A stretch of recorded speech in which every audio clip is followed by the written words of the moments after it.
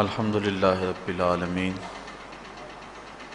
والعاقبۃ للمتقین والصلاۃ والسلام علی سید الانبیاء والمرسلین قال اللہ تعالی وتبارک فی القرآن المجید والفرقان الحمید بسم اللہ الرحمن الرحیم ما سلککم فی سقر قالوا لم نک من المصلین صدق اللہ مولانا العظیم وصدق رسولہ النبی الکریم الرؤوف الرحیم اللہم نور قلوبنا بالقرآن وزین اخلاقنا بالقرآن وادخلنا الجنة بالقرآن ونجنا من النار بالقرآن قال اللہ تعالی وتبارک فی شان حبیبہ مخبرا وآمرا ان اللہ وملائکتہ یصلون علی النبی یا ایہا الذین آمنوا صلوا علیہ وسلموا تسلیما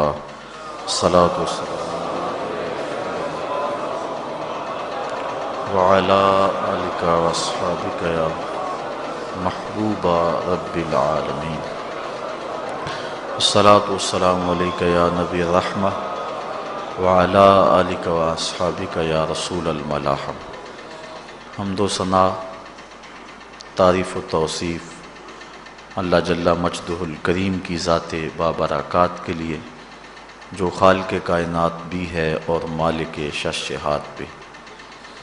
اللہ جل وعلا کی حمد و ثنا کے بعد حضور نبی اکرم شفیع امم رسول محتشم نبی مکرم اللہ کے پیارے امت کے سہارے رب کے محبوب دانائے غیوب مالک رقاب امم فخر عرب و عجم والی کون و مکان سیاہ لا مکان سید انس و جاں سرور لالا رخاں نیر تاباں سر نشین مہوشاں ماہ خوباں شہنشاہ حسینہ تتمہ دوراں سر خیل زہرہ جمالاں جلوہ صبح ازل نور ذات لم یزل باعث تکوین عالم فخر آدم و بنی آدم نیر بطحا رازدار ما اوہا شاہد ما طغا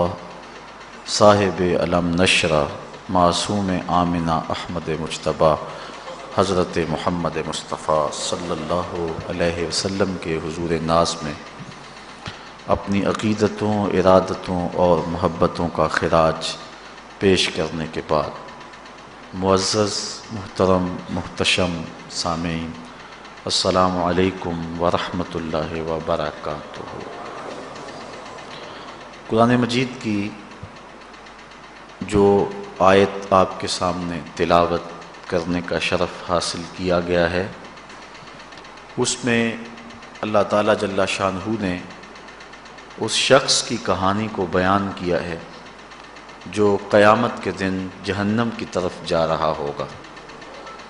کچھ لوگ اسے پوچھیں گے ما سلککم فی سقر، کہ تم جہنم میں کیوں جا رہے ہو؟ تو وہ جواب میں کہے گا لم نک من المصلین، کہ ہم نماز نہیں پڑھا کرتے تھے۔ آج جہنم میں جانے کا سبب نماز نہ پڑھنا ہے۔ پنجگانہ نماز ہر عاقل بالغ مرد اور عورت پر فرض کی گئی ہے، اور قرآن مجید میں مختلف صیغوں سے 700 سے زائد مرتبہ اس کی تاکید ارشاد فرمائی گئی ہے۔ سینکڑوں احادیث نماز کی تاکید، فضائل، ادا کرنے کی ترغیب اور نہ پڑھنے پر ترہیب میں وارد ہیں۔ اگر کوئی شخص نماز کا انکار کرتا ہے تو وہ دائرہ اسلام سے خارج ہے، لیکن اگر کوئی سستی کی وجہ سے نماز نہیں پڑھتا، صرف سستی کی وجہ سے نہیں پڑھتا، اللہ کا حکم جانتا ہے، اس کو کہا جائے آؤ نماز کو تو وہ آگے سے مذاق نہیں کرتا یا نماز کا تمسخر یا استحقار نہیں کرتا، بلکہ بس اپنی سستی کی وجہ سے مسجد میں نہیں آتا۔ جو نماز کو ہلکا جانے، خفیف جانے، وہ بھی دائرہ اسلام سے خارج ہے اور کافر ہے۔ لیکن جو شخص اس کو اللہ کا حکم جانتا ہے اور اس کو پڑھنا اپنے اوپر ضروری سمجھتا ہے لیکن سستی کی وجہ سے پڑھ نہیں سکتا، تو اس کے بارے میں علماء کی آراء مختلف ہیں۔ حضرت امام اسحاق اور حضرت امام احمد رضی اللہ تعالی عنہما آپ تو فرماتے ہیں کہ ایسا شخص کافر ہے اور اس کو قتل کرنا واجب ہے۔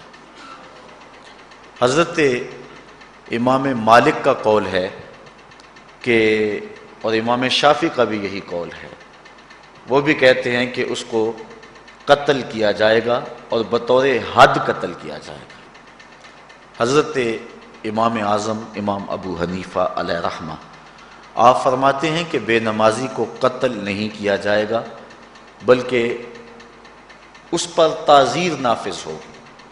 یہ حاکم وقت کی ثوابدید پر ہے کہ وہ اس پر کیا سزا دیتا ہے، اور فرمایا اس کو 7 قید کیا جائے گا اور توبہ کے لیے اس کو زور دیا جائے گا۔ اگر وہ توبہ کر لے تو اس کو قید سے باہر نکال لیا جائے گا، ورنہ اس کو قید رکھا جائے گا۔ صحابہ کہتے ہیں کہ ہم کسی عمل کے تارک کو کافر نہیں سمجھتے تھے سوائے نماز کے تارک کے، اور آقا کریم علیہ السلام کا ایک فرمان ہے، من ترک الصلاۃ متعمدا فقد کفر جہارا، جس نے جان بوجھ کے نماز چھوڑی اس نے اعلانیہ کفر کیا۔ امام اعظم امام ابو حنیفہ علیہ رحمہ وہ فرماتے ہیں کہ یہ حدیث محل ترہیب میں ہے، گویا اس نے کافروں والا کام کیا، اس لیے آپ یہ فتویٰ دیتے ہیں کہ اس کو قید کیا جائے گا اور نماز کی پابندی کا زور دیا جائے گا، اور وہ توبہ کرے تو اس کو چھوڑ دیا جائے گا۔ لیکن باقی ائمہ بعض کہتے ہیں اس کو حداً قتل کیا جائے، اور امام اسحاق اور امام احمد کہتے ہیں اس کو قتل کرنا واجب ہے۔ تو بے نمازی جو اللہ کے حکم کی پابندی سستی کی وجہ سے نہیں کرتا، یہ اس کے لیے حکم ہے۔ جو شخص تحقیر کرتا ہے نماز کی، ہلکا جانتا ہے، تمسخر اڑاتا ہے یا اس کا انکار کرتا ہے، تو اس کے بارے میں علماء کے اندر کوئی اختلاف نہیں ہے، وہ ائمہ اربعہ کے نزدیک کافر ہے، دائرہ اسلام سے خارج ہے، مرتد ہے۔ لیکن سستی کی وجہ سے نماز نہ پڑھنے والا، اس کے بارے میں علماء کا یہ موقف ہے۔ حضرت غوث اعظم الشیخ سید عبد القادر جیلانی علیہ رحمہ آپ فرماتے ہیں کہ بے نمازی کو مسلمانوں کے قبرستان میں دفن نہ کرو۔ حضرت سلطان باہو علیہ رحمہ آپ کا قول ہے کہ بے نمازی سے خنزیر بھی پناہ مانگتا ہے۔ حضرت شیخ سعدی شیرازی فرماتے ہیں بے نمازی کو قرض نہ دو، جو اللہ کا قرضہ ادا نہیں کرتا تمہارا قرض کیسے لٹائے گا۔ اب آئیے ہم حضور علیہ السلام کے فرامین دیکھتے ہیں اس حوالے سے۔ حضرت جابر بن عبداللہ انصاری رضی اللہ تعالی عنہ سے مروی ایک روایت جس کو امام ابو داؤد نے روایت کیا، امام نسائی نے روایت کیا، دیگر محدثین نے روایت کیا۔ آقا کریم نے ارشاد فرمایا بین الرجل و بین الکفر ترک الصلاۃ، آدمی اور کفر کے درمیان ترک صلاۃ ہے، یعنی بندہ مومن اور بندہ کافر کے درمیان ترک صلاۃ ہے۔ جو نماز پڑھتا ہے وہ مومن ہے، اور جو نماز نہیں پڑھتا تو وہ کافروں والا کام کرتا ہے، یا دیگر ائمہ کے نزدیک وہ کافر ہے۔ یہ ترہیباً نہیں بلکہ یہ حکم ہے۔ اور حضرت نبی رحمت صلی اللہ علیہ وسلم کا ایک دوسرا فرمان ان الفاظ کے ساتھ ہے بین الرجل و بین الشرک والکفر ترک الصلاۃ، شرک و کفر اور بندہ مومن کے درمیان نماز ترک کرنا ہے۔ حضرت امام ابن ماجہ نے ان الفاظ کے ساتھ روایت کو نقل کیا ہے بین الکفر والایمان ترک الصلاۃ، ایمان اور کفر کے درمیان نماز کا ترک کرنا ہے۔ اور آقا کریم علیہ السلام کا وہ فرمان جو حضرت انس سے مروی ہے، جس کو طبرانی نے اپنی موجم میں لکھا، بھی آپ کے سامنے میں نے رکھا، کہ حضور نے فرمایا من ترک الصلاۃ متعمدا فقد کفر جہارا، جس نے جان بوجھ کے نماز چھوڑی اس نے اعلانیہ کفر کیا۔ حضرت ابو ہریرہ رضی اللہ تعالی عنہ سے ایک روایت ہے کہ وہ فرماتے ہیں لا سہم فی الاسلام لمن لا صلاۃ ولا صلاۃ لمن لا وضوء لہ، کہ اس شخص کا اسلام میں کوئی حصہ نہیں ہے جو نماز نہیں پڑھتا، اور اس شخص کا نماز میں کوئی حصہ نہیں ہے جو وضو نہیں کرتا۔ وضو کے بغیر نماز نہیں ہوتی، اور نماز کے بغیر اسلام نہیں ہوتا۔ اور اسی روایت کو بالفاظ دیگر حضرت عبداللہ ابن عمر رضی اللہ تعالی عنہ نے حضور سے یوں روایت کیا ہے، طبرانی نے اپنی موجم میں اس کو لکھا لا ایمان لمن لا امانتہ ولا صلاۃ لمن لا طہور لہ ولا دین لمن لا صلاۃ لہ۔ حضور فرمایا کہ اس شخص کا ایمان نہیں جس میں امانت نہیں، اور اس شخص کی نماز نہیں جس کو پاکیزگی حاصل نہیں، اور اس شخص کا دین نہیں جس کو نماز نصیب نہیں۔ حضرت امام ابن ماجہ نے اس روایت کو اپنے الفاظ کے ساتھ روایت کیا ہے۔ حضرت بریدہ رضی اللہ تعالیٰ عنہ اپنے باپ سے روایت کرتے ہیں اور وہ حضور سے روایت کرتے ہیں۔ حضور علیہ السلام نے ارشاد فرمایا ان العہد الذی بیننا و بینہم الصلاۃ فمن ترکھا فقد کفر، کہ ہمارے اور ان لوگوں کے درمیان جو معاہدہ ہے وہ نماز کا ہے، جس نے نماز کو چھوڑ دیا اس نے کفر کیا، یعنی ہمارا اور ان کا پھر اب معاہدہ باقی نہیں رہے گا۔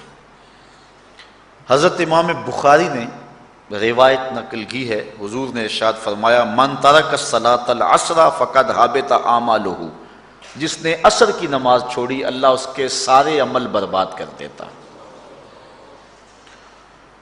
حضرت ابو ہریرہ رضی اللہ تعالی عنہ سے روایت ہے جس کو امام ابن ماجہ نے اور امام نسائی نے روایت کیا ہے، وہ حضور سے روایت کرتے ہیں، بڑی مشہور روایت ہے۔ حضور نے ارشاد فرمایا ان اول ما یحاسب بہ العبد بصلاتہ فان صلحت فقد افلح وانجح وان فسدت فقد خاب وخسر۔ فرمایا قیامت کے دن بندے سے سب سے پہلا حساب نماز کا لیا جائے گا، اگر اس کی نماز ٹھیک ہو گئی تو وہ فلاح پا گیا، اگر پہلا تول ٹھیک آ گیا تو وہ کامیاب ہے، وانجح اور نجات پا گیا، وان فسدت فقد خاب وخسر، اور اگر پہلا تول ہی ٹھیک نہ ہوا تو پھر وہ ذلیل و رسوا ہو گیا۔ حضرت عبادہ بن صامت رضی اللہ تعالیٰ عنہ سے ایک طویل روایت ہے، وہ کہتے ہیں کہ حضور علیہ السلام نے مجھے 7 چیزوں کا حکم دیا، مجھے وصیت کی کہ ان 7 کاموں کو کرنا ہے۔ ان کے اندر جو دوسری چیز تھی وہ حضور نے یہ ارشاد فرمائی وَلَا تَتْرُكُوا الصَّلَاةَ مُتَعَمِّدِينَ فَمَن تَرَكَهَا مُتَعَمِّدًا فَقَدْ خَرَجَ مِنَ الْمِلَّةِ، کہ جان بوجھ کے کبھی نماز نہ چھوڑنا، جس نے نماز چھوڑی وہ ملت اسلامیہ سے نکل گیا۔ اور حضرت معاذ بن جبل رضی اللہ تعالی عنہ سے بھی ایک طویل روایت ہے کہ حضور نبی رحمت صلی اللہ علیہ وسلم نے ان کو 10 وصیتیں کی تھیں حصول برکت کے لیے۔ یہ ساری حدیث میں آپ کے سامنے رکھ دیتا ہوں۔ کہتے ہیں اوصانی رسول اللہ صلی اللہ علیہ وسلم بعشر کلمات، حضور نے مجھے 10 باتیں ارشاد فرمائیں، حکمت سے بھری اور رحمتوں سے بھری ہوئی ایک ایک بات ہے، ان کے بول بہاروں جیسے اور اصحاب ستاروں جیسے۔ تو اتنا خوبصورت کلام، لہو خورشید کا ٹپکے اگر ذرے کا جگر چیرے۔ حضور نے 10 باتیں حضرت معاذ بن جبل رضی اللہ تعالی عنہ کو بطور وصیت ارشاد کی۔ کہتے ہیں کالا، حضور نے مجھے کہا، ارشاد کیا لا تشرک باللہ شیئا وان قتلت وحرقت، اللہ کے ساتھ کسی کو شریک نہ ٹھہرانا، اگرچہ تجھے قتل بھی کیا جائے اور تجھے آگ میں جلا بھی دیا جائے، کبھی بھی اللہ کے ساتھ شریک نہ ٹھہرانا۔ دوسری بات حضور نے مجھے یہ ارشاد فرمائی وَلَا تَعْصِ وَالِدَيْكَ وَإِنْ أَمَرَاكَ أَن تَخْرُجَ مِنْ أَهْلِكَ وَمَالِكَ کہ اپنے والدین کی کبھی نافرمانی نہ کرنا، اگرچہ تجھے حکم دیں کہ اپنے مال کو اور اپنے بچوں کو لے کے گھر سے نکل جا، تو کہا یہ کر لینا، نکل جانا، لیکن والدین کی نافرمانی نہ کرنا۔ تیسری بات حضور نے ارشاد فرمائی وَلَا تَتْرُكَنَّ صَلَاةً مَكْتُوبًا مُتَعَمِّدًا فَإِنَّ مَنْ تَرَكَ صَلَاةً مَكْتُوبَةً مُتَعَمِّدًا فَقَدْ بَرِئَتْ مِنْهُ ذِمَّةُ اللَّهِ۔ فرمایا اے معاذ بن جبل، فرض نماز جان بوجھ کر کبھی بھی نہ چھوڑنا، زندگی میں کبھی نہ ہو کہ تجھ سے فرض نماز چھوٹے، اس لیے کہ جس نے فرض نماز جان بوجھ کے چھوڑ دی، اللہ اور اس کے رسول نے اس سے اپنا ذمہ اٹھا لیا، اب وہ جدھر مرضی جائے، اللہ نے جو ذمہ لیا ہوا ہے مومن کا اللہ اٹھا لیتا ہے۔ چوتھی چیز حضور نے جو ارشاد فرمائی وَلَا تَشْرِبَنَّ خَمْرًا فَإِنَّهُ رَاسُ كُلِّ فَاحِشَةٍ، اے معاذ بن جبل زندگی میں کبھی بھی شراب نہ پینا، ہر بے حیائی کی جڑ ہے اور بنیاد ہے شراب۔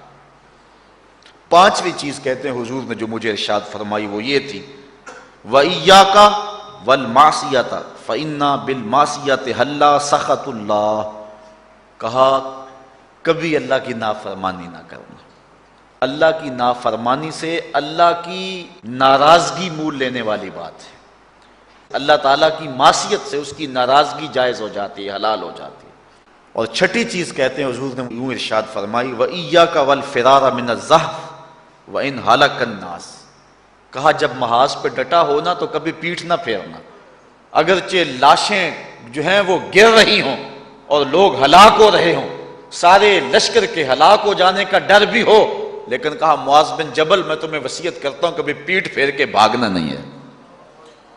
حضور نے کہتے ہیں مجھے جو ساتویں چیز ارشاد فرمائی وہ یہ تھی وَإِنْ أَصَابَ النَّاسَ مَوْتٌ فَاصْبُتْ، اگر تو کسی ایسے علاقے میں رہتا ہو جہاں موت آ جائے، کوئی بیماری آ جائے موت والی، تو علاقہ چھوڑ کے بھاگنا نہ، وہیں رہنا، تیری قسمت میں زندگی ہوئی تجھے کوئی موت دے نہیں سکتا، اور اگر موت تیرے لیے لکھی گئی ہے تو جہاں مرضی چلا جائے تو موت سے بچ نہیں سکتا، اس لیے ایسے مقام سے بھاگ کر نہ جانا، وہیں ڈٹے رہنا اور وہیں رکے رہنا۔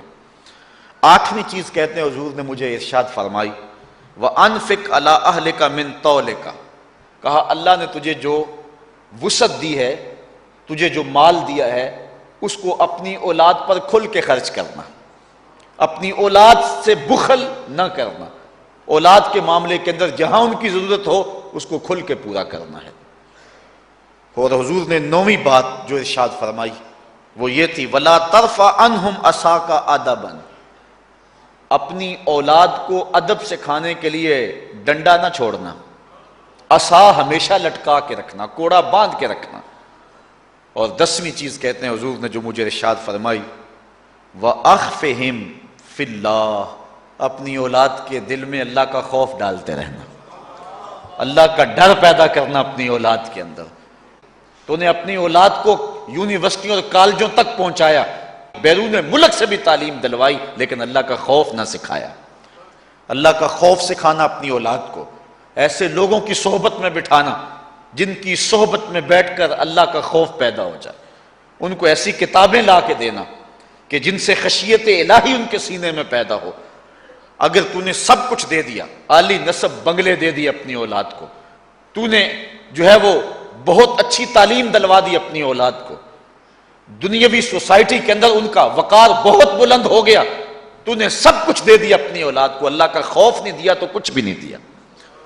تو حضور نے جو 10ویں وصیت حضرت معاذ بن جبل کو کی وہ یہ ہے کہ انہیں اللہ سے ڈراتے رہنا، اللہ تعالیٰ کا خوف، ان کی خشیت ان کے سینے میں پیدا کرنا۔ اللہ اکبر۔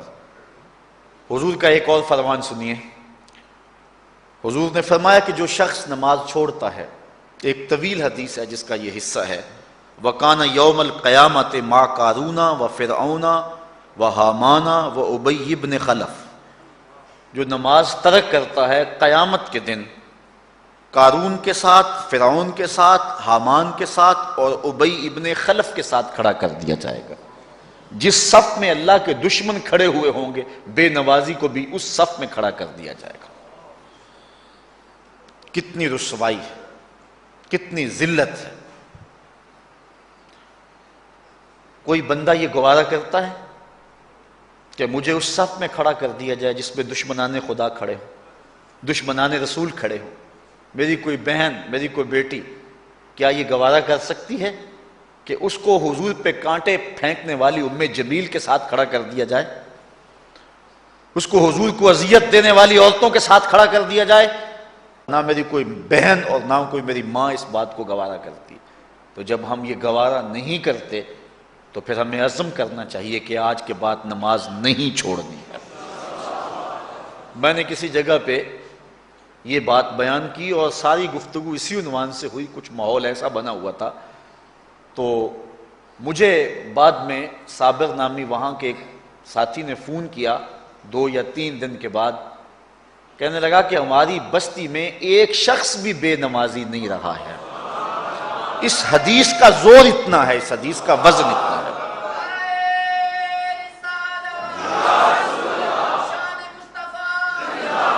تو کوئی شخص یہ گوارا کرتا ہے کہ مجھے دشمنان خدا کی صف میں کھڑا کر دیا جائے، جن دشمنوں کے چہروں پہ تارکول ملی ہوئی ہوگی اور ان پر لعنتیں برس رہی ہوں گی، اور دنیا کے اوپر سب سے رسوائی زیادہ ان لوگوں کو ہوگی، تو کوئی شخص بھی یہ گوارا نہیں کرتا۔ ہم تو ان کے سائے سے بھی بچنا چاہتے ہیں۔ میرے مالک، ہمارا حشر ان کے ساتھ نہ کرنا، ہمارا حشر تو ابو بکر و عمر کے ساتھ کرنا، ہمارا حشر تو عثمان غنی کے ساتھ کر دینا، ہمارا حشر تو مولا کائنات کے ساتھ کر دینا۔ مالک، ہمارا حشر بریلی کے امام احمد رضا کے ساتھ کر دینا، ہمارا حشر امام غزالی کے ساتھ کر دینا، بلال حبشی کے ساتھ کر دینا۔ ہماری آرزویں تو یہ ہیں، ہماری تمنائیں تو یہ ہیں۔ ہم تو کہتے ہیں مولا کل قیامت کے دن اٹھیں تو داتا کے قدموں میں اٹھیں، خواجہ اجمیری کی چوکھٹ سے اٹھیں، ہم اٹھے تو شاہ نقشبند بخاری کا جلوس آگے ہو، ہم اس جلوس کے ساتھ شامل ہوں، خواجہ معین الدین چشتی کی غلامی میں اٹھے، ہم حضرت غوث اعظم کی نوکری میں اٹھیں، حضرت شیخ شہاب الدین کی نوکری میں اٹھیں۔ تو ہماری آرزویں تو یہ ہیں، ہماری تمنائیں تو یہ ہیں، لیکن اگر ہم یہ چاہتے ہیں کہ ہم ان لوگوں کے ساتھ اٹھیں تو پھر ایک نماز بھی ترک نہیں کرنا ہوگی، اور اگر نماز ترک ہو گئی تو کتنی بڑی سزا ہے، کتنی بڑی رسوائی ہے، کتنی بڑی ذلت ہے، اور یہ آپ کے رسول کا فرمان ہے۔ اللہ اکبر، کہ قیامت کے دن وہ شخص جو نماز نہیں پڑھتا، قیامت کے دن اس کو دشمنان خدا کی صف میں کھڑا کر دیا جائے گا۔ یہ ہو نہیں سکتا کہ ہم نے یہ حدیث سن لی اور اب نماز قصداً چھوڑیں۔ آج عزم کر کے اٹھیں، اور اولاد نہیں آئی، بیٹیاں نہیں آئیں، گھر والے نہیں آئے، لیکن جا کے اس بات کو گھر میں نافذ کرنا ہے، اس کو حکماً نافذ کرنا ہے گھر کے اندر۔ ہمارا گھر ہو رسول اللہ کی امتی کا اور گھر میں کوئی بے نماز ہو، یہ حکم دینا ہے، وَأْمُرْ أَهْلَكَ بِالصَّلَاةِ، فرمایا اپنے گھر والوں کو نماز کا حکم دو۔ اس گھر میں نحوست ہوتی ہے جس گھر میں بے نمازی ہوتے ہیں۔ اس لیے آج ہم یہاں سے عزم کر کے جانا ہے کہ آج کے بعد ہم نماز نہیں چھوڑیں گے انشاءاللہ۔ اتنے زور سے کہو کہ شیطان کا کلیجہ پھٹ جائے۔ اللہ ہماری اس انشاءاللہ کو قبول کرے، قبول کرے۔ اللہ ہم کو پنجگانہ سجدے کی توفیق دے۔ کتنا بد نصیب ہے شخص کہ جس کی پیشانی اس کی حضور جھکتی نہیں ہے، سارا دن کبھی کسی کو سیلوٹ کرتا ہے، کبھی کسی کو سیلوٹ کرتا ہے، کہتا ہے میرے اس سے بھی تعلق ہونے چاہیے، اس سے بھی واسطہ ہونا چاہیے، اس سے بھی رابطہ ہونا چاہیے، کبھی دنیا میں کام پڑ جاتا ہے، اس سے بھی تعلق رہنا چاہیے میرا۔ کہاں کہاں صبح سے لے کر شام تک سلوٹ مارتا ہے، ایک اللہ کے حضور نہیں جھکا جاتا۔ اقبال علیہ رحمہ کہتے ہیں ایک سجدہ جسے تو گراں سمجھتا ہے، 1000 سجدے سے آدمی کو دیتا ہے نجات۔ آؤ اللہ کے حضور بندگی کا سر جھکائیں۔ تو یہ کتنی عبرتناک جو ہے اور کس قدر جو ہے وہ فکر انگیز حدیث ہے۔ وَقَانَ يَوْمَ الْقِيَامَةِ مَعَ قَارُونَ وَفِرْعَوْنَ وَحَامَانَ وَأُبَيِّ بْنِ أَبِي خَلْف، وہ شخص ان بد نصیب لوگوں کے ساتھ کھڑا ہوگا جس کو نماز کی توفیق نہیں ہے۔ آپ نے حدیث علماء سے بارہا سنی، حدیث طویل ہے۔ آقا کریم معراج کی رات گئے تو وہاں مختلف لوگوں کو مختلف عذابوں میں مبتلا دیکھا. کسی کی انتڑیاں کٹ کٹ کے گر رہی تھی، کسی کا منہ چیرا جا رہا تھا، کسی کی زبان لوہے کی کینچیوں سے کاٹی جا رہی تھی، کسی پر کھولتا ہوا پانی ڈالا جا رہا تھا، کوئی جو ہے وہ سرانڈ والا گوشت کھا رہا تھا، کسی کے جسم میں لوہے کی میخیں ٹھونکی جا رہی تھی.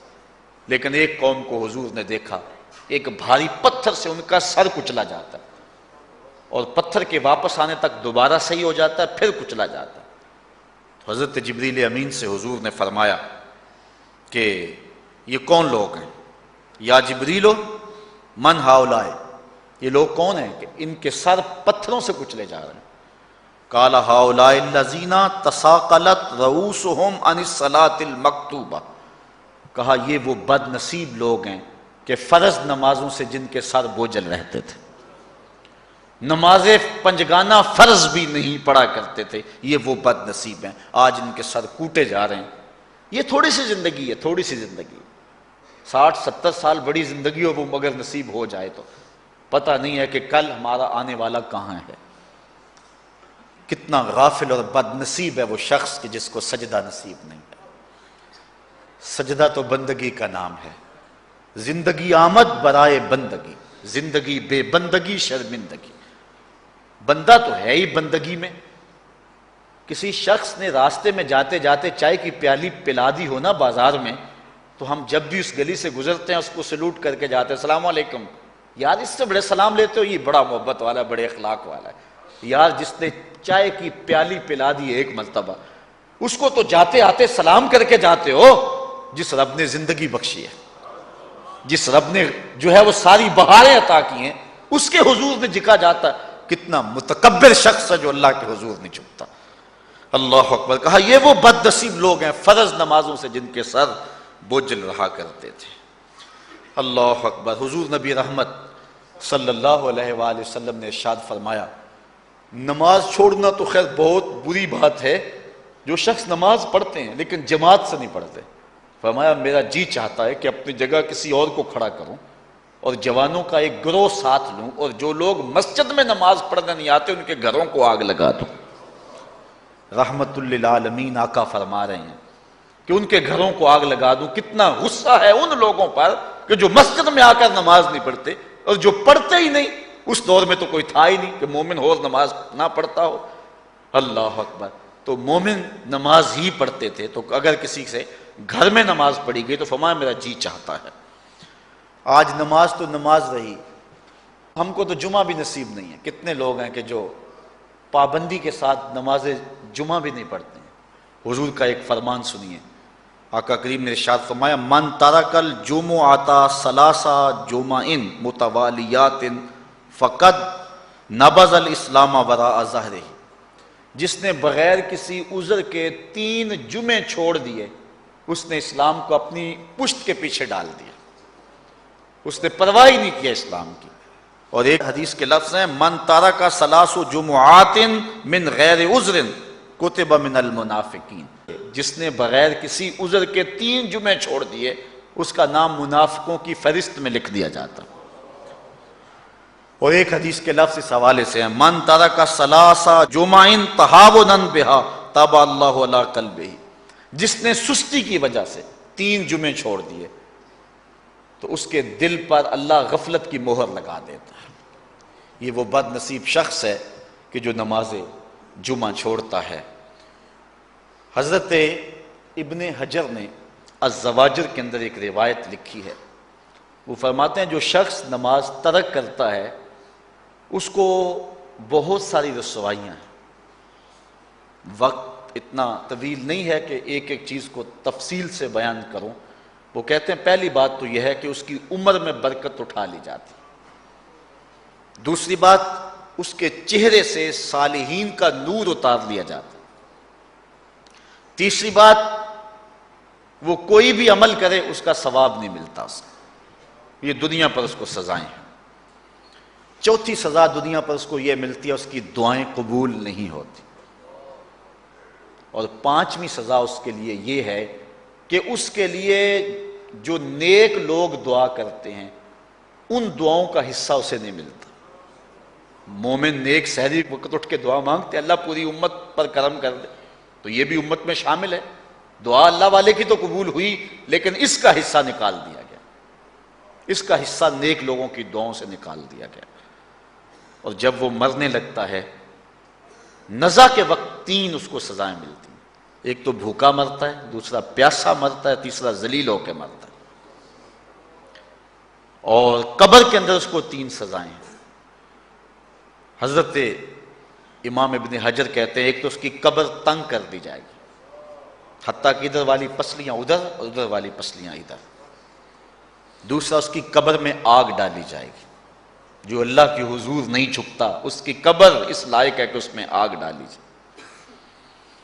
اور تیسری اس کے اوپر ایک اژدہا مسلط کر دیا جائے گا جس کا نام ہے شجاع الاقرع، اور جب وہ ڈنگ مارے گا تو 70 گز تک وہ شخص زمین میں دنس جائے گا، اور وہ مسلسل یہ ڈنگ مارتا رہے گا۔ اور کہا کہ 3 سزائیں اس کو حشر میں پہنچیں گی۔ ایک تو اس کا حساب سختی سے لیا جائے گا، اور جس کا حساب سختی سے لیا گیا وہ بچ پائے گا؟ حساب سے بچے گا وہ جس سے اللہ صرف نظر کرے گا۔ اللہ اکبر۔ ایک تو اس کا حساب سختی سے لیا جائے گا، دوسرا اللہ تعالیٰ جل شانہ اپنے قہر و غضب کا اس پہ اظہار کرے گا، اور تیسری اس کو سزا یہ دی جائے گی کہ اس کو جہنم میں ڈال دیا جائے گا۔ ساتھیاؤ، میں اور آپ آج کی اس بزم میں یہ پختہ عزم کر کے اٹھیں کہ آج ہم خود بھی اور اپنی اولاد کو بھی، اپنے دوستوں کو بھی، میرے والد گرامی فرمایا کرتے تھے جس سے دوستی ہو نا اس کی انگلی پکڑ کے دین کی راہ پہ لے آؤ، یہ دوستی کا حق ہے۔ اس کے لیے آپ بہت کچھ کرتے ہیں، لیکن اگر اس کو دین نہیں دیا تو کچھ بھی نہیں دیا۔ کوشش کرو میرا دوست ہو اور جہنم میں جائے۔ والدین بچے کے مستقبل کے لیے کتنی کوشش کرتے ہیں، لاکھوں روپیہ لگاتے ہیں مستقبل ٹھیک ہو جائے، کرتے ہیں کہ نہیں کرتے؟ یونیورسٹیوں کے اندر، کالجوں کے اندر کتنی بھاری فیسیں بھرتے ہیں۔ کیوں اتنا کچھ کیوں کر رہے ہو؟ میں نے دیکھا بوڑھا باپ اپنی کمر پہ بوریاں لاد کے مزدوری کرتا ہے، مائیں اپنا زیور بیچ رہی ہیں کہ اولاد پڑ جائے۔ میاں اتنا کچھ کیوں کر رہے ہو؟ جی مستقبل ٹھیک ہو جائے۔ یہ مستقبل کتنا ہے؟ 20-25 سال کا، اور جو اصل مستقبل ہے اس کی فکر ہی نہیں کسی کو۔ اصل مستقبل تو وہ ہے۔ اللہ اکبر۔ بیرون ملک جائے بیٹا تو ماں کہتی ہے بس دعا کرو کہ میرا بیٹا خیریت سے پہنچ جائے۔ بیٹی کی شادی کرتی ہے تو ماں کہتی ہے دعا کرو کہ اپنے گھر میں اس کو چین مل جائے۔ کسی کا انٹرویو ہوتا ہے، لوگ کہتے ہیں جناب دعا کرو کہ اس انٹرویو میں وہ کامیابی سے گزر جائے۔ میں کہتا ہوں جب قبر میں اترتا ہے پھر کسی نے آ کر کبھی نہیں کہا کہ دعا کرو مشکل گھڑی آ گئی ہے خیریت سے گزر جائے۔ اصل امتحان تو یہ ہے، اگر اس امتحان سے گزر گیا تو کامیابی اور بامرادی۔ یہ تھوڑا سا مستقبل دنیا کا، اس کے لیے ہم کتنے پیسے لگا دیتے ہیں۔ سب کچھ اولاد کو آتا ہے، ہر شے فر فر پڑھتے اور بولتے ہیں، دعائے قنوت بھی نہیں آتی ہوتی۔ تو ہم اپنی اولاد کے لیے دین کا تحفہ اس کو کبھی نہ چھوڑیں۔ اللہ اکبر۔ کوشش کریں، محنت کریں۔ حضور نبی رحمت صلی اللہ علیہ وآلہ وسلم نے ان بد عمل واعظین کی بات بھی کی ہے کہ جو لوگوں کو نیکی کا حکم دیتے ہیں اور خود اس پہ عمل نہیں کرتے۔ آج ہمارے کچھ واعظین لوگوں کو تو واعظ و تلقین اور نصیحت کرتے ہیں اور خود نماز میں سخت سستی کا ارتکاب کرتے ہیں، اور جس سے قوم کے اندر نماز میں سستی عملاً پیدا ہو جاتی ہے۔ کوئی عرس کی تقریب ہو، کوئی محفل نعت ہو، کوئی جلسہ ہو، کوئی شادی کی تقریب ہو، نماز کے وقت کا پورا پورا خیال رکھا کریں اور اس بات کا لحاظ رکھا کریں۔ بلکہ ہمارے ہاں ایک عجیب سا فیشن ہے اور عجیب سی بات ہے، میں بڑا حیران ہوا کرتا ہوں کہ عشاء کے بعد جب جلسے ہوتے ہیں نا ہمارے مساجد کے اندر، تو مغرب سے اعلان شروع ہو جاتا ہے آج رات فلاں صاحب خطاب فرمائیں گے، اور پھر جب نماز عشاء ہوتی ہے تو ہمارا نقیب محفل کھولتا ہے لاؤڈ سپیکر اور وہ اعلان کرتا ہے حضرات جماعت ہو چکی ہے اب مسجد میں آ جائیں۔ یعنی یہ نماز کو ہلکا کرنے والی بات ہے، ان کو کہا جا رہا ہے کہ بلکہ بعض تو کہہ دیتے ہیں جس کا تمہیں ڈر تھا وہ گزر گئی ہے، اب آ جاؤ، کیا لینا ہے جلسے میں آ کر اگر نماز ہی نہیں پڑھنی ہے تو؟ ممبر و محراب کے جو ذمہ دار ہیں ان سے جو ہے وہ عجیب و غریب قسم کی جو ہے وہ حرکات سکنات سرزد ہو رہی ہیں. یہ جو جہل نقیبوں کا ایک غول آ گیا نا، یہ بھی ایک بہت بڑی مصیبت ہے. ایک تو بے تحاشا القاب، دوسرا دین کی روح سے ناشنائی. وہ کسی نے کہا تھا نا کہ پہلے حضرت غوث پاک ولی بناتے تھے، چور سے کتب بناتے تھے، آج کل ہم بناتے ہیں. کہا تم کیسے؟ کہا ہمیں پتہ ہوتا ہے یہ چور بیٹھا ہوا ہے، ہم کہتے ہیں غوث زماں اور کتب دوران. بے تحاشا اور بے تکا انداز، اور پھر دین کی روح سے یہ ناشنائی کہ باقاعدہ اعلان ہوتا ہے جناب جماعت ہو چکی اب تو آ جاؤ. تو کیا کرنا ہے ساری رات جاگ کے اگر عشاء کی نماز ہی نہیں پڑھی تو نماز کو ہلکا کیا گیا ہے. اسی طرح جلسہ لمبا ہو رہا ہے اور نماز کا وقت سکڑ رہا ہے. ان چیزوں کا التزام کرنا ہے، ہم نے کوشش کرنی ہے. اور یہ بھی ایک مصیبت ہے کہ دربار بڑا اونچا ہے اور مسجد کے اندر جانوروں کی بینٹیں پڑی ہوئی ہیں. حیثیت تو مسجد کی ہے، دربار کی تو ثانوی حیثیت ہے. دربار پہ 3 کروڑ روپیہ لگا ہوا ہے اور مسجد میں چٹائیاں بھی موجود نہیں ہیں. اپنے بھی خفا مجھ سے ہیں بیگانے بھی ناخوش، کہ زہر حلاحل کو کبھی کہہ نہ سکا کند، بات وہی کہتا ہوں سمجھتا ہوں جسے حق، نہ ابلہ مسجد ہوں نہ تہذیب کا فرزند. ہم نے ان چیزوں کو دیکھنا ہے. اچھا، بعض والدین کی ایک سستی ہے، وہ آتے جناب تعویذ کر دو، ہماری اولاد نماز نہیں پڑھتی، بچے نماز نہیں پڑھتے، اور کہتے ہیں جی ہماری تو چلو گزر گئی، ہم تو نہیں پڑھتے، یہ تو پڑھیں. میں کہتا ہوں یہ کیوں پڑھیں جب تم نہیں پڑھتے؟ الولد سر لابیہ، بیٹا باپ کا راز ہوتا ہے. تم مجھ سے تعویذ لینے آگے ہو، گھر میں مصلی بچھا کے سجدہ کرو، تمہاری اولاد بھی تمہارے تتبع میں سجدہ کرنے کی عادت ڈال دے. حضور فرمایا بچے 7 سال کے ہوں تو انہیں مسجد میں لے جاؤ، 10 سال کے نہیں پڑھتے تو ان کو مار کے پڑھاؤ. اب اولاد ہوگی جوان، خود کبھی سجدہ کیا نہیں، اب کہتے ہیں شاید تعویذ سے کم چل جائے گا. جو تعویذ اللہ کے رسول نے تمہیں دیا تھا کہ 7 سال کے ہوں تو پکڑ کے انگلی مسجد کا راستہ دکھاؤ، 10 سال کے ہو جائیں تو مار کے پڑھاؤ، ان کے سینے میں اللہ کا خوف داخل کرو، ان کو قرآن کی تلاوت سکھاؤ. علموا اولادکم 3 خصال، اپنی اولاد کو 3 چیزیں سکھاؤ. حب نبیکم، ایک اپنے نبی کا پیار سکھاؤ، وحب اہل بیت ہی، رسول اللہ کے اہل بیت کا پیار سکھاؤ، وتلاوت القرآن، اور قرآن کا پڑھنا سکھاؤ. چھین لو سیڑیاں ان کے ہاتھوں سے گانے والی، چھین لو ان کے ہاتھوں سے جو ہے وہ ناول، اور ان کے ہاتھ میں قرآن دے دو. کتنے خوش نصیب دن تھے، گلیوں سے گزرتے تھے، گھروں سے قرآن کے پڑھنے کی آواز آتی تھی. آج پاپ میوزک کی صدائیں تو آتی ہیں، آج قرآن کی آوازیں نہیں آتی. تو یہ عجیب ہے جی ہم نہیں پڑھتے، یہ تو پڑھے. میں کہتا ہوں یہ کیوں پڑھیں جب تم نہیں پڑھتے ہو؟ تمہارے اوپر کیا اب فرض ساقط ہو چکا ہے بڑھاپے کی وجہ سے؟ تم بوڑھے ہو کے نہیں پڑھتے ہو، تمہاری اولاد تم چاہتے ہو جوانی میں پڑھ لے. تم خود اللہ کے حضور سجدہ کرو اور پھر دیکھنا تمہارے تتبع میں، تمہاری اتباع میں تمہاری اولاد بھی تمہاری پیچھے پیچھے ہوگی. اللہ اکبر. صاحب اس عنوان سے کہنے کے لیے بہت کچھ ہے. اللہ تعالیٰ جل شانہ اپنی رحمتیں عطا فرمائے. اعلی حضرت سے 2 لوگوں نے فتویٰ پوچھا. بریلی کا ایک محلہ ہے، محلہ ذخیرہ، اس میں ہادی حسن اور قرب محمد نامی لوگوں نے تنظیم بنائی نماز کی دعوت کے لیے. کچھ لوگ ان کی بات کو نہ سنتے. اعلی حضرت سے استفتاء کیا، فتاوی رضویہ کے اندر موجود ہے کہ ہم نماز کی دعوت دیتے ہیں، کچھ لوگ اس کے باوجود نہیں آتے، تو حکم شرعی کیا ہے؟ تو اعلی حضرت فرماتے ہیں کہ پہلے تو نرمی سے انہیں سمجھائیں، آؤ نماز کی طرف. نہیں مانتے، مؤثر لوگ ڈالیں جو ان کو کہیں. یہ تھے ہمارے کرنے والے کام. ہم کن جھگڑوں میں پڑے ہوئے؟ مؤثر معاشرے کے لوگ تلاش کریں اور ان کو سمجھائیں، جن کی وہ مانتے ہیں، ٹالتے نہیں ہیں، ان سے سمجھائیں ان کو. آپ فرماتے ہیں اگر ان کے سمجھانے سے بھی نہیں سمجھتے تو فرمایا فتویٰ پھر یہ ہے ان سے بائیکاٹ کر دیں، ان سے ترک کلام کر دیں، ان سے گفتگو چھوڑ دیں. ہم نے تو کبھی بیٹوں سے نہیں چھوڑی گفتگو. بیوی بے نماز ہو ہم ہر شے بیوی سے منوا لیتے ہیں. کبھی کہا تیرے ہاتھ کی پکی روٹی نہیں کھاؤں گا اگر تو نماز نہیں پڑھتی؟ کبھی بیٹا کہے امی تو نماز نہیں پڑھتی، میں تیرے ہاتھ کی روٹی نہیں کھاؤں گا. جو ماں بیٹے کے لیے سب کچھ کرتی ہے، کتنے دکھ جھیلتی ہے، کسی کے گھر کے برتن مانجنے پڑے وہ بھی مانجتی ہے، کیا بیٹے کی خواہش پہ نماز نہیں شروع کر دے گی؟ جب عادت ڈالے گی تو پھر اللہ دل میں بھی وہ محبت ڈال دے گا. چونکہ ہمارا تو اتنا ہی کام ہے نا. حضرت بایزید بسطامی نے یہی کیا تھا نا. حضرت بایزید بسطامی علیہ رحمہ بسطام کے لوگوں کی تربیت کر رہے ہیں. کسی محلے کے کونے میں آ کر ایک فاحشہ عورت بیٹھ کے لوگوں کا دین ایمان اجاڑنے لگی.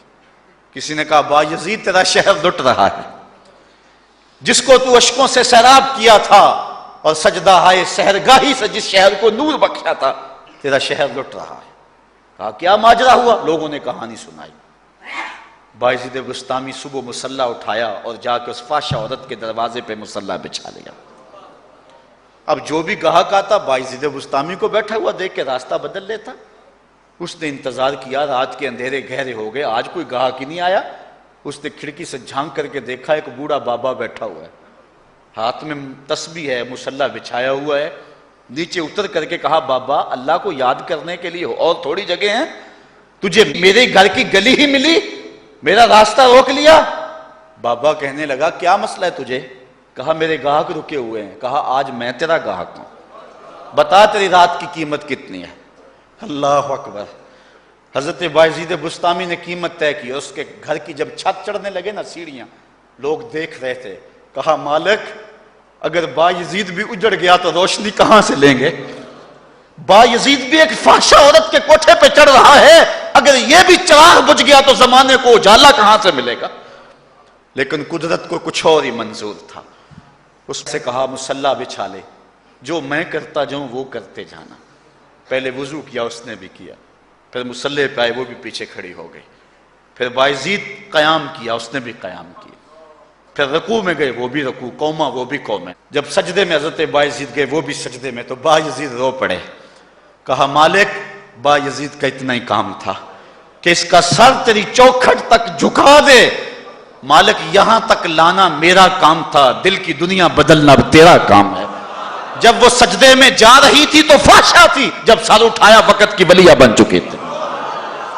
ایک بزرگ کہتے ہیں میں بازار کے کنارے جا رہا تھا، ایک شرابی گرا ہوا تھا اور گندے پانی سے اس کا منہ گندا ہو رہا تھا. میرے دل میں رحم آیا، ایک انسان ہے اور یوں رسوا ہو رہا ہے. میں نے گندی نالی سے اس کو اٹھایا اور اٹھا کر کے جو ہے وہ اس کا منہ دھویا اور چلا گیا. مشہور شرابی تھا شہر کا. کہتے ہیں سحری کا وقت ہوا، تہجد کے لمحے آئے تو میں مسجد میں نماز پڑھنے کے لیے گیا. دیکھا کیا کہ وہ شرابی مصلی بچھا کے بیٹھا ہوا. میں حیران ہو گیا کہ یہ کیا ماجرا ہوا. اب صبح تو میں نے اس کو گندگی سے اٹھایا ہے اور اس کا منہ دھویا ہے.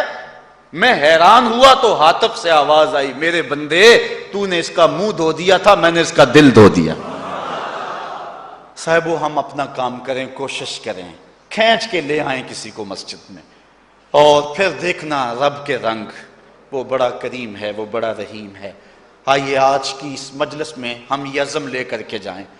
اپنے لیے میرا نہیں خیال کہ اس بڑے مجمع میں کوئی ایسا شخص اب رہے گا جو نماز چھوڑ سکے گا. انشاءاللہ نہیں چھوڑ سکے گا اللہ کی توفیق سے. یہ آپ کی آنکھوں میں تیرتے ہوئے آنسو گواہی دے رہے ہیں کہ رسول اللہ کی نگاہ بھی ہو رہی ہے اور اللہ کا کرم بھی اتر رہا ہے. میرا نہیں خیال کہ یہاں سے اٹھ کر کوئی شخص جو ہے جا کے نماز چھوڑے.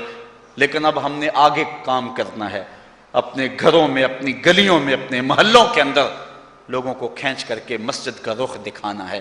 اللہ مجھ کو آپ کو اپنی رحمتوں اور کرم نوازیوں کا نور نصیب فرمائے. وآخر دعوانا ان الحمدللہ.